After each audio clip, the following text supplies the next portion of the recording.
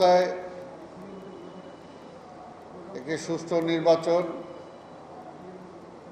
খুবই দরকার এবং সকল দলই আজকে নির্বাচনমুখী। তাই আমরা আশা করব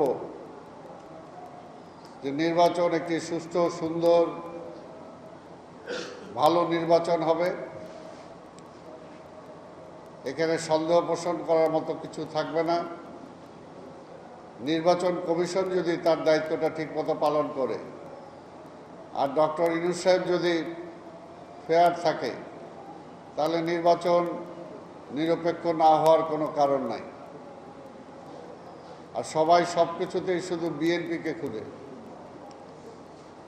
বিএনপি এই করছে, বিএনপি এই করছে, বিএনপি এই করবে। বিএনপি এই পর্যন্ত কিছুই করে নাই, শুধু গণতন্ত্রটাকে ফিরিয়ে আনার জন্য যা যা করা দরকার তাই করছে। বিএনপি গণতন্ত্রের বাইরে অন্য কিছু চায় না। যদি চাইতো, শুধুমাত্র ক্ষমতা চাইতো, তাহলে বহু আগে ক্ষমতা নিতে পারত বা ক্ষমতার শেয়ার নিতে পারত।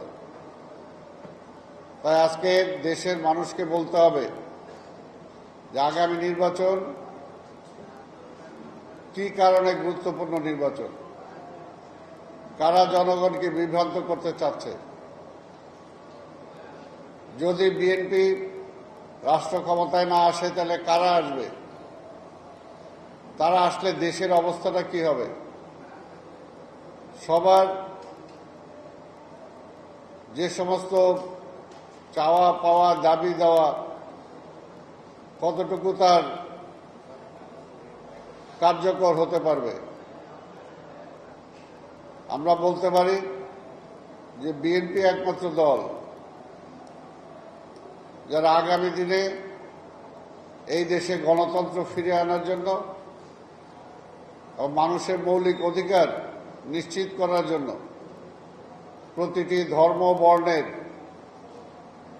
মানুষের অধিকার প্রতিষ্ঠা করার জন্য একমাত্র বিএনপি কাজ করছে। এবং বিএনপি একটি দল যাকে যদি তারা ভোট দিয়ে রাষ্ট্র ক্ষমতায় পাঠায়, তাহলে তাদের সেই অধিকারটা নিশ্চিত হবে। অন্য কেউ সেটা বুক ফুলে বলতে পারবে না। আমরা এর আগেও বলেছি যে দুটি বিষয় নিয়ে বাংলাদেশের রাজনীতিকে বারবার বিভক্ত করা হয়। একটা হলো ধর্ম নিয়ে, আর একটা হলো মুক্তিযুদ্ধের পক্ষে বিপক্ষে নিয়ে।